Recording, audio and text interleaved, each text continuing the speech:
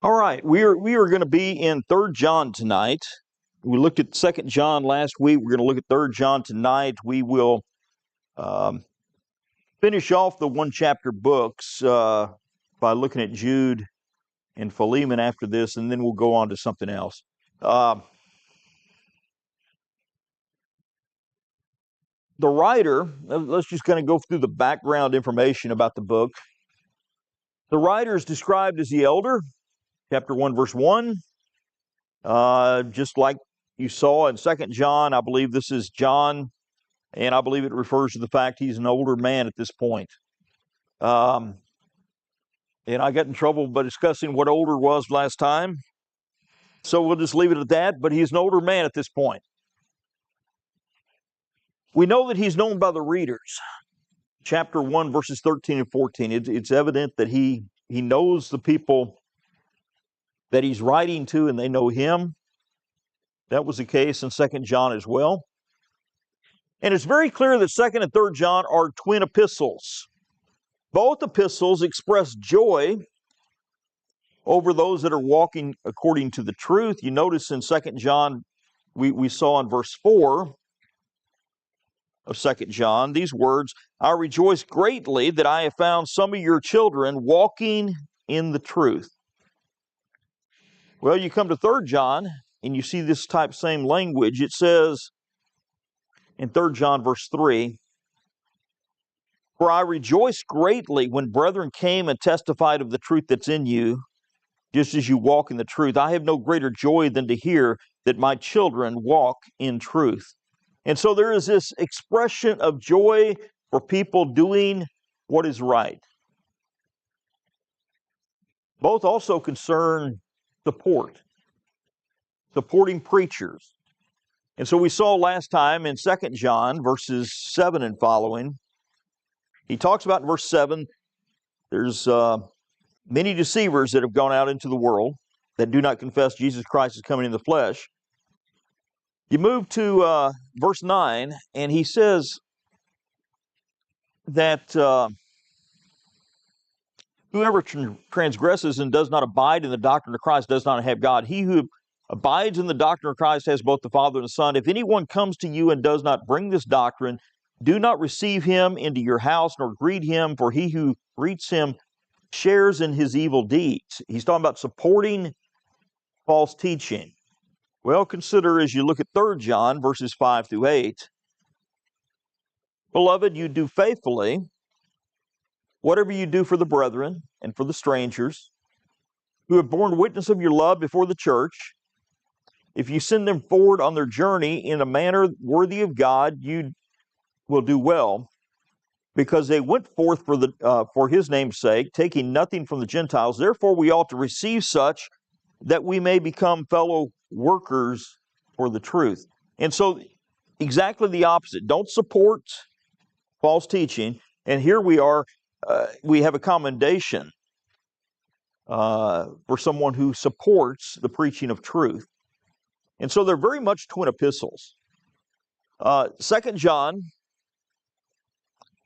is more corrective. 3rd John is more complimentary. But even in 3rd John, there's a caution, and we'll look at that here in a moment. And both have the same ending, in essence. In 2nd John, verses 12 and 13, we saw the ending. In 2nd John, verses 12 and 13, let's see.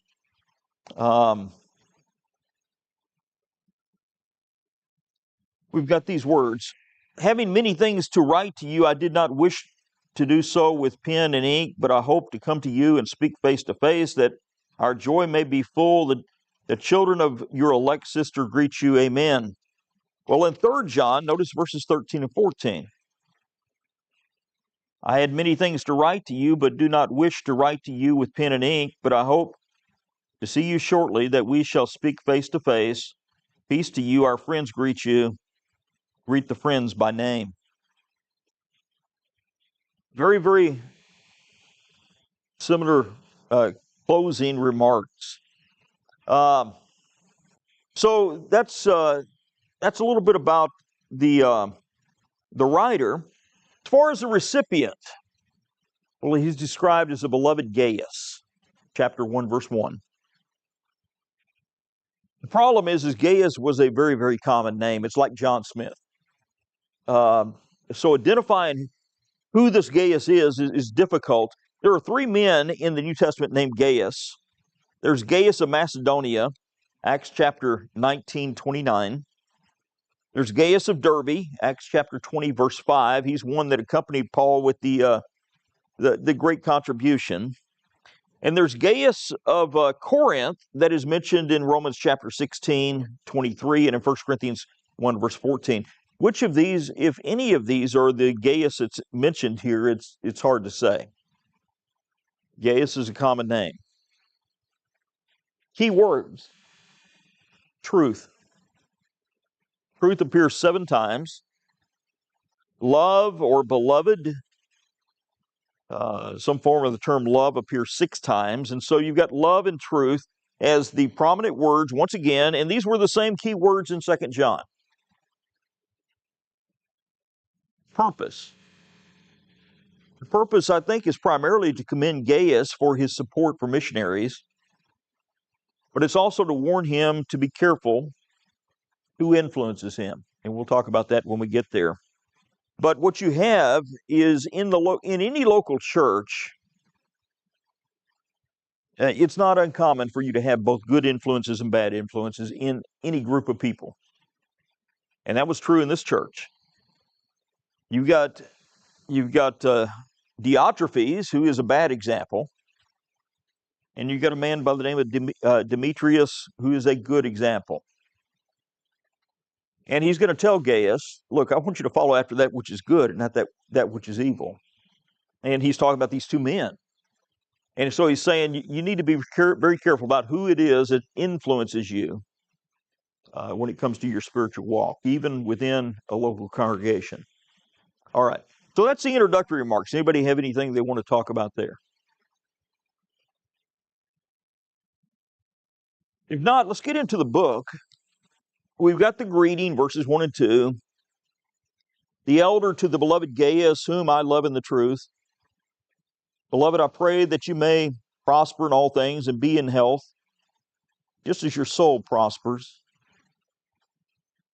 Though he loves John in the truth, or John loves this man in the truth. We talked about this before. This possibly means that he loves him sincerely. We're to love him not in word or in tongue, but in deed and in truth. 1 John chapter 3, verse 18. Others take it to mean that he loves him according to the truth. That is, because God taught us how to love. That's how I love you. And it's because of this relationship that we have in truth that I love you. Really, the two are not that greatly different. So I love you in the truth. He says in verse 2 something interesting.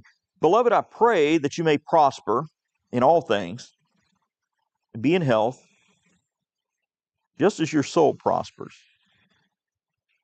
And why he says this, I mean, is it just introductory remarks, this is in my prayer, or was something going on with the man, and that's why he mentions this? I don't know. But there's absolutely nothing wrong with praying for physical things. And that's what he's doing here. I pray that you prosper. And the term that's used there for prosper is consistently used in the New Testament for physically prospering. And I pray that you be in health. And so I pray that you prosper. I pray that you be in health,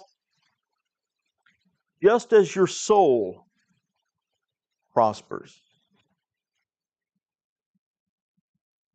The guy Wood said this. He said, here incidentally is the standard by which to determine how rich one may safely become, just so long as his soul prospers. We should never want more than what is good for our spiritual well-being. I think that's a good point. Brother Wayne Jackson followed up with this. He says, for some brethren, a prayer of this nature would constitute a death sentence. I pray that you prosper just like your soul prospers. If your soul's not prospering, that could be a bad thing. Well, we should not want to put anything before our spiritual well-being.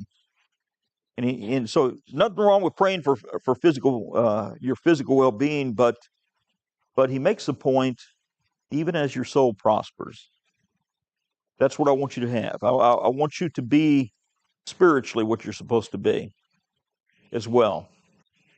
So again, we talked about John, a busy man, taking time to write to an individual to encourage him. And he doesn't start this off by talking about, boy, weren't the fish biting last week? Or he doesn't talk about hunting. And I'm not saying there's anything wrong talking about that, but sometimes our conversations don't move beyond that. Well, John gets right to the point. He says, I want to talk to you about some spiritual matters. And I think that's good. All right. So our next point, the next way I'd break it down, so you got the greeting. The next point is, let's just call it the habit of truth, the habit that Gaius has been in how he lives. Verse 3. For I rejoice greatly when brethren came and testified of the truth that is in you, just as you walk in the truth. I have no greater joy than to hear that my children walk in the truth. So John had heard some good reports. People came and people testified of this. And the way this is written in the original language suggests that this is more than a one-time report. He continues to hear good things about Gaius, and he wants him to know that. Brethren are constantly coming and evidently bearing witness of this fact before him. And John recognizes that. I think we could spend some time, thinking about in our minds, do we talk about good things? About brethren and what they're doing that's good? What churches are doing that's good? I hope we do. It's real easy for us to focus upon the negative, isn't it? I tell you what, if you hear about some scandal in the church across the county somewhere, I guarantee you that fills more people's conversation than something good they're doing over there. We need to be people that focus on good. And John focuses on that. I've heard about this, and I want you to know that people are causing me great joy because I'm hearing about the good that you're doing. And you see this in other passages. You see it, not only you see it in 2nd and 3rd John, but think about 1 Thessalonians chapter 2, verse 19, that says, this concerns the joy. What is our hope or joy or crown of rejoicing? It is not even you in the presence of our Lord Jesus Christ is coming. You are our glory and joy. And so for someone to do what's right, it ought to bring us joy. But the passage I wanted to refer to is back in chapter 1. Notice verse 9. Look at the last words of verse 8. Your faith toward God has gone out so that we need not to say anything, for they themselves declare concerning us what manner of entry we had to you, how you turned to God from idols to serve the living and true God and wait for His Son from heaven. We don't have to go around telling people you're Christians. People come telling us. Well, so it should be. And so we ought to look for positive things, and we ought to commend it where we see it. Any thoughts there? Everybody awake? I need to start calling some names. All right. Point number 3, our third division, hospitality and support for the truth. Notice verse 5. Beloved, you do faithfully whatever you do for the brethren and for strangers who have borne witness of your love before the church. If you send them forward on their journey in a manner worthy of God, you will do well, because they went forth for His name's sake, taking nothing from the Gentiles. Therefore, we ought to receive such that we may become fellow workers for the truth. Okay.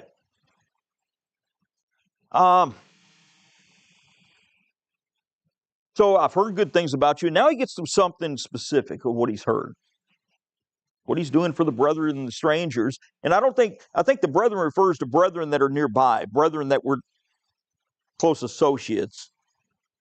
And strangers, I don't think this means they're non-Christians. Based upon what he says here, I think it means they're strangers to him personally. These are brethren from more distant places. He says these people bear witness before the church. They come and give a missionary report, if you will, of what you've done in supporting them. Send them forward on their journey. It's a wording that's easy just to kind of read and not really take into what's being said. But this terminology is almost a technical term in the New Testament for supporting people on their journey. The New Analytical Greek Lexicon by Persbacher said it means to furnish with the things necessary for a journey. Now, if you look at how the term's used in the Bible, here it's talking about they go forward and they take nothing from the Gentiles. Look at some other passages. Titus chapter 3, verse 13. Send Zenas, the lawyer, and Apollos on their journey with haste, that they may lack nothing. Send them on their journey. Send them forward. Romans chapter 15, 24.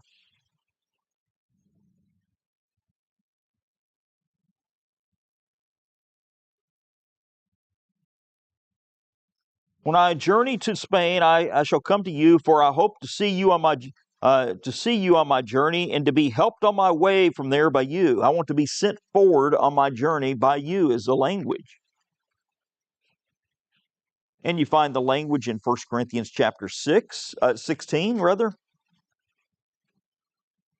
verse 6. It may be that I will remain or even spend winter with you, that you may help send me on my journey wherever I go. It comes up in verse 11. It comes up in 2 Corinthians chapter 1, verse 16. To send forward on the journey simply meant to support them, to support a missionary to go forth to speak, if you will. So he says, when you support people like this, you do well. You become a fellow helper for the truth.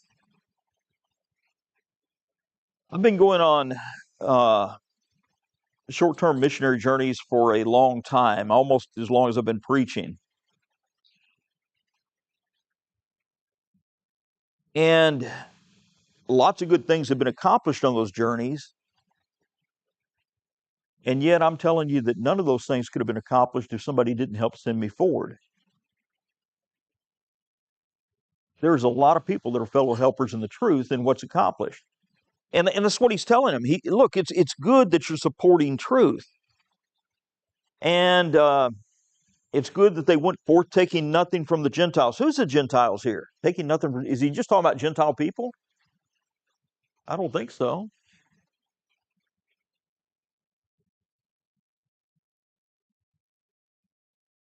Okay. There were Gentiles that were Christians, weren't there? Sure. What's taking nothing from the Gentiles mean? If you want to break it down this way, think of it this way. Who's the Israel of God today? It's the church. Well, if we're the Israel, what's the people who are not in the church?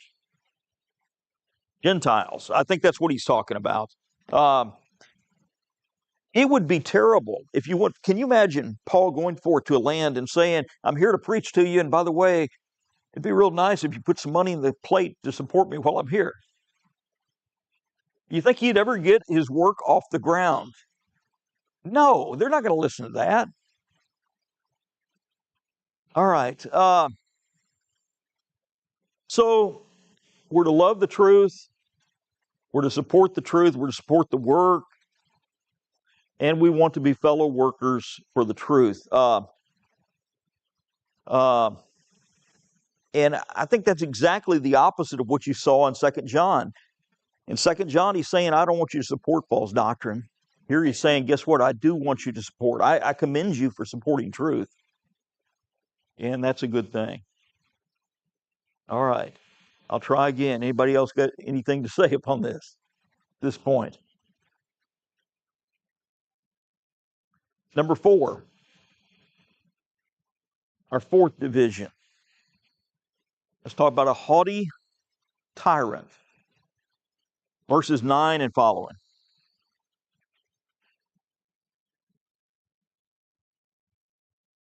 I wrote to the church, but Diotrephes, who loves to have the preeminence among them, does not receive us. Therefore, if I come, I will call to mind his deeds, which he does, prating against us with malicious words. And not content with that, he himself does not receive the brethren, and forbids those who wish to, putting them out of the church. Beloved, do not imitate what is evil.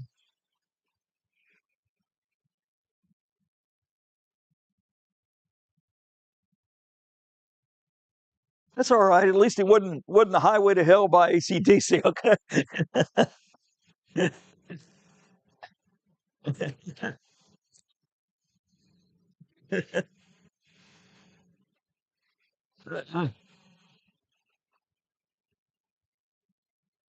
Okay. So let's look at this again. So in verse 10,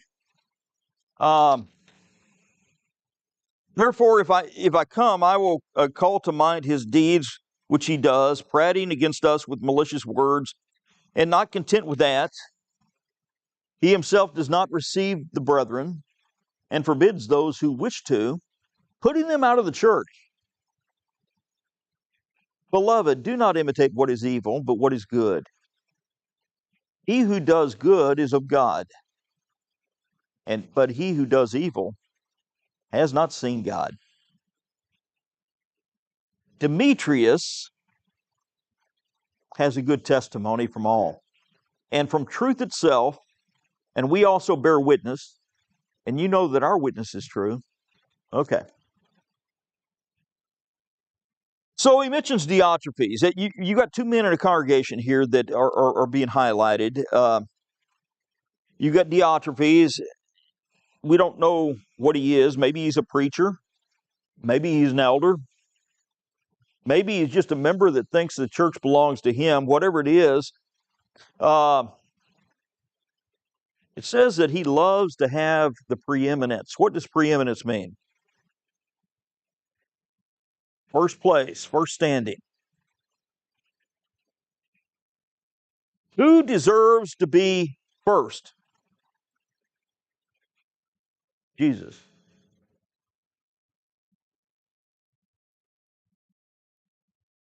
Yeah, I believe they're Greek names, yeah. Um, so Jesus deserves to be first place. Let's look at a couple of passages. Look at Colossians chapter 1, verse 18. Somebody read that.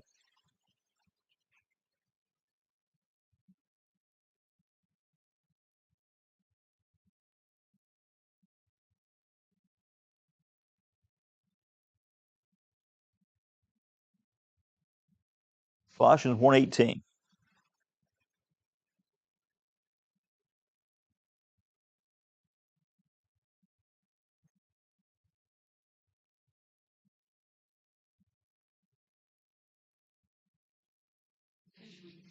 First place, or supremacy, or if you're looking at the New King James, preeminence. What about Philippians chapter 1?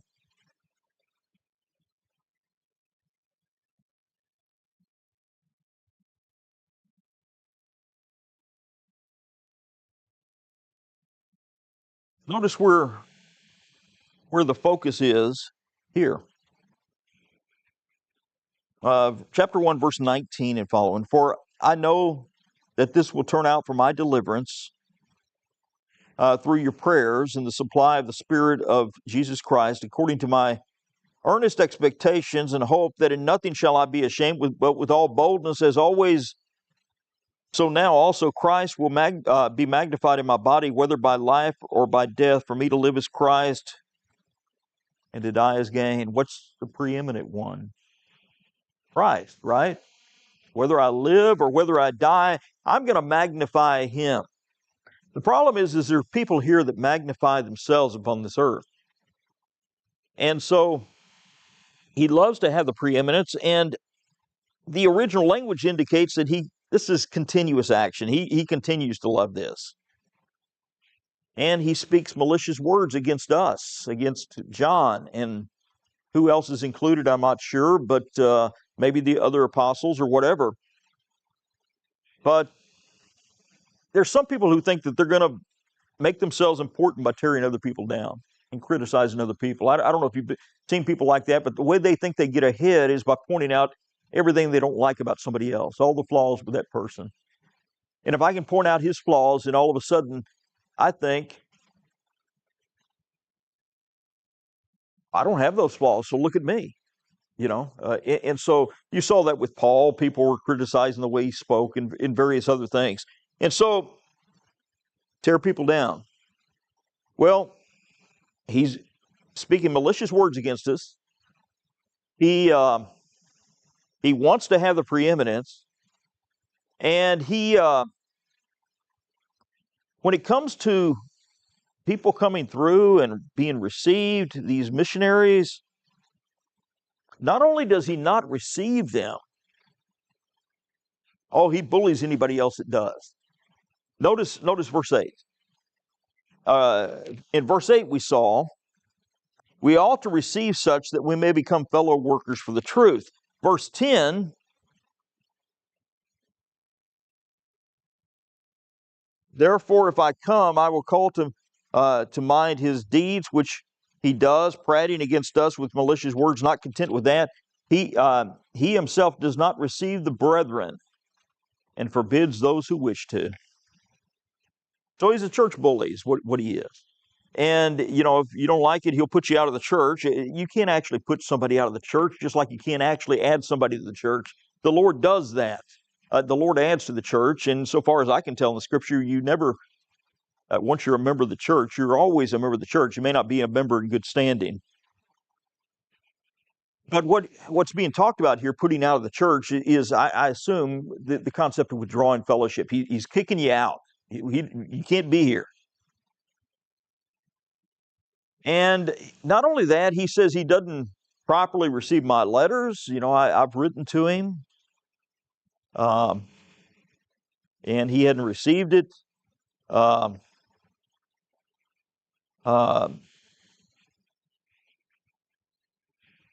There is a question here whether that means he's written and hadn't received it, or whether in some manuscripts it reads, I would have written, but he wouldn't receive. Either way, he's not receptive. And the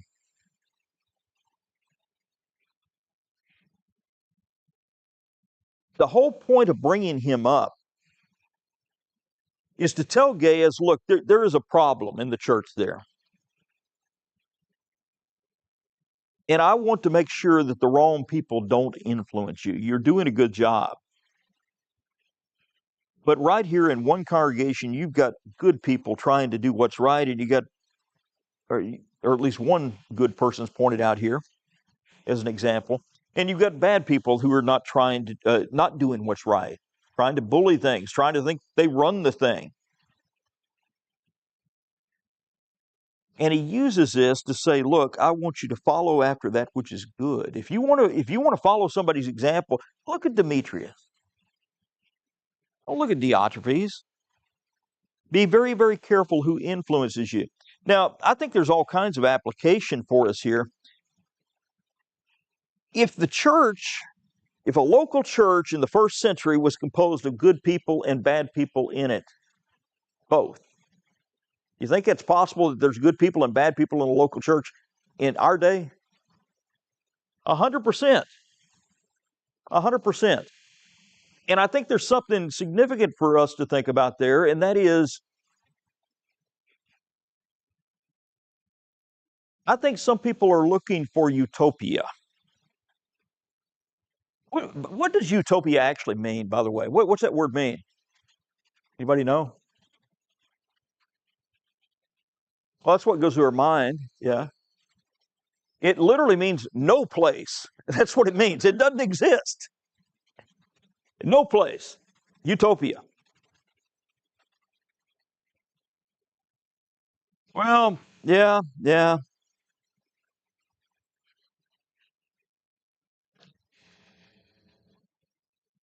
Uh, wasn't there a golfing movie about utopia?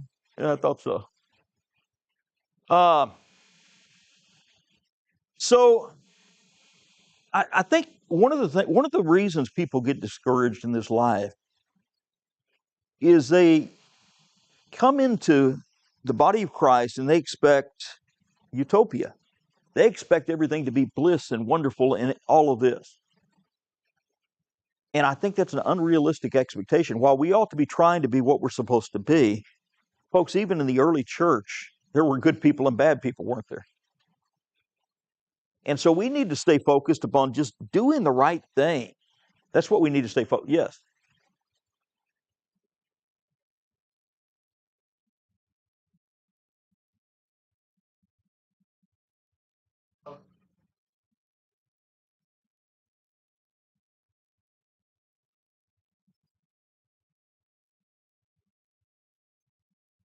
Yeah, I mean, but he says if he comes, he's going to deal with this. And uh, there is a way to deal with sin in the camp, but it, there's a wrong way to deal with it too. And some people think the minute something comes up, well, let's exclude him, let's exclude her. Well, there's a place for withdrawing fellowship. I understand that, but if you're going to go down that road where you start just tossing people out, period, you're not going to have anything left, are you?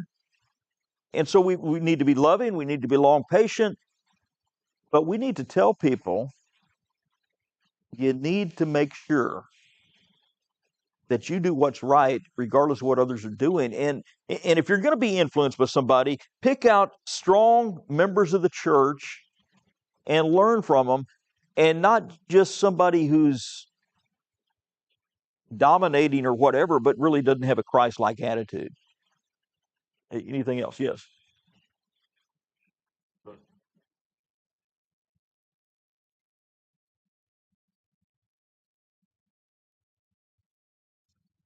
In this book, I don't know about this book.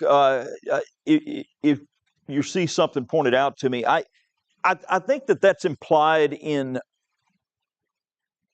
the end of Romans, when you go through Romans and it, greet this person and those of the household. And so you've got a group, you got a house meeting, it appears to me, at the end of Romans. I don't know, so I don't know from this passage that I get that out of it. Do you see something that points you that way?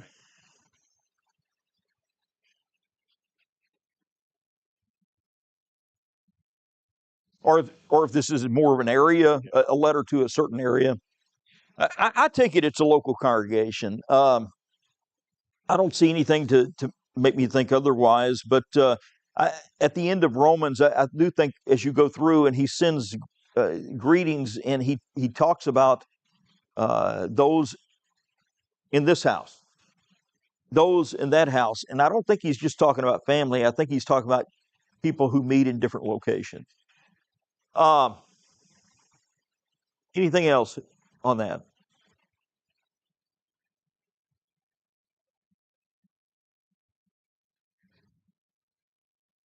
Right.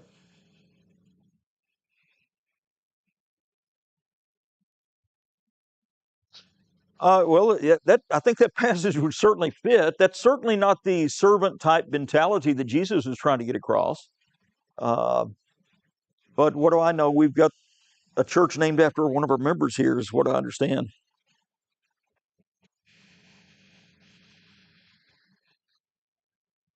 I know it. If you don't know what I'm talking about, for some reason, do we have it fixed now?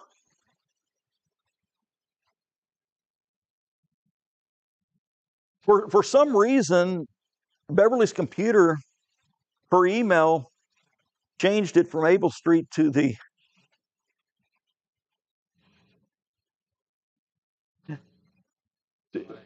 No, it's not. No, to Ace's church.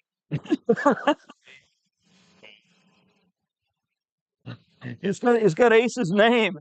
It's got his actual name, Church of Christ, after it. And Beverly panicked the other day when she saw that. What am I supposed to do? I said, you talked to the wrong person.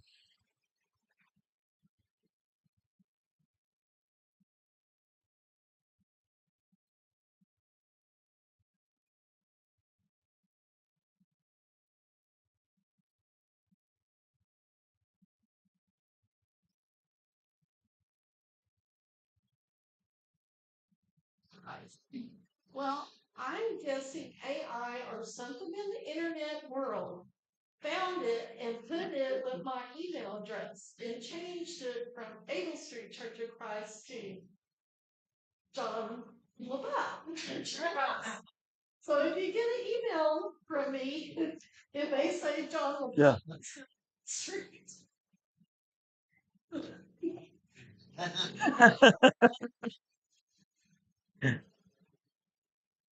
So let's move on.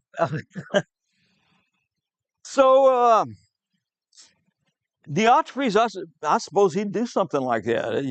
He wouldn't have any problem with just naming it after himself. But the church belongs to Christ, and the best we can be is servants, right? I mean, that's the best we possibly can be. But here's a man trying to run things and run everything, and that's not healthy. And so he's warning Gaius, don't fall into that. Don't get sucked into that. Do what's right. And if you want an example, here's a good example for you of somebody who's just doing the right thing when it comes to Christianity. Uh, and then he closes it out. He says, "Look, uh, I hope I can come see you face to face." And he sends greetings from others, and he closes it out. So that's Second John. It's a brief book. It's one of those books a lot of times we just kind of skip over. But I think there's some real things to think about there, and that is instead of us getting caught up in this thing and that thing and this controversy, let's just quietly go about our business and do the work that we're supposed to do as Christians. Just be servants, and if we do that, we'll be what we're supposed to be.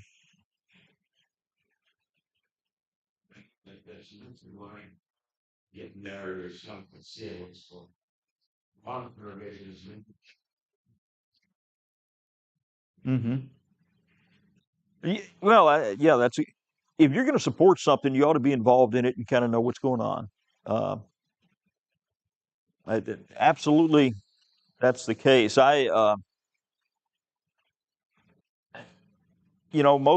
Most things you're involved in are probably fine, but go there and be a part of it. It would be a big encouragement to them. But sometimes I've heard of people sending money to foreign lands, and that money's not getting used the way you think it is, and you never know if you don't go check on it. So be responsible with the money. Be responsible with what you support. I think that's a true picture that we ought to consider. What else? Yes. Hmm.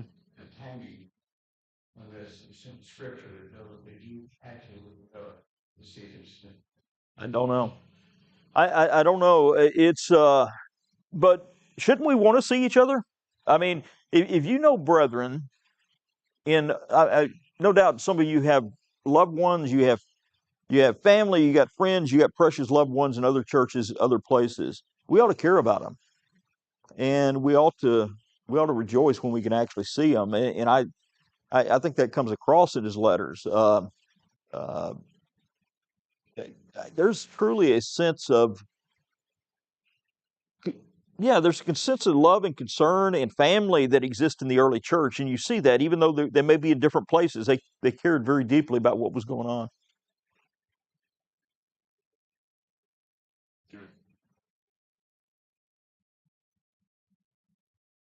Hmm.